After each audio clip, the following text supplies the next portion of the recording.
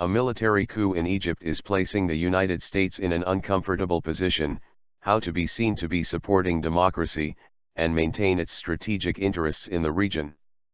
The White House endorsed the elections which brought a Muslim Brotherhood-led government to power in Egypt. But by failing to condemn the coup, critics say it's condoning the military overthrow of a democratically elected government. In a statement released by the White House on Saturday, U.S. President Barack Obama denied that Washington was supporting any political group or movement. "We remain committed to the Egyptian people and their aspirations for democracy, economic opportunity and dignity. But the future path of Egypt can only be determined by the Egyptian people," said Obama. The White House has been careful to avoid the use of the word coup, an admission that could have serious repercussions for Egypt.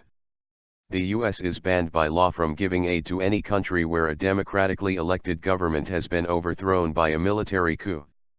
Egypt, however, has received annual aid worth $1.5 billion from the U.S., most of which goes to the military. Republican Senator John McCain is leading calls for that money to be withheld.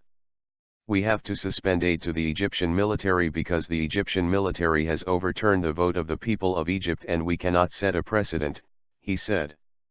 "Let me put it this way, we cannot repeat the same mistakes that we made at other times in our history by supporting the removal of freely elected governments, and so I believe that the aid has to be suspended, that the Egyptian military has to set a timetable for elections and new constitution, and then we should evaluate whether we should continue the aid or not."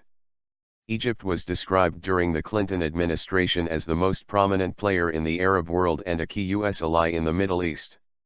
And it has been crucial where Israel is concerned.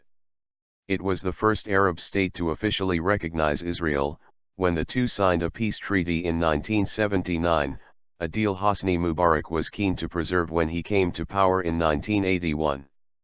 And Egypt has good reason to cooperate. It has received more than $70 billion in military and economic aid since 1948.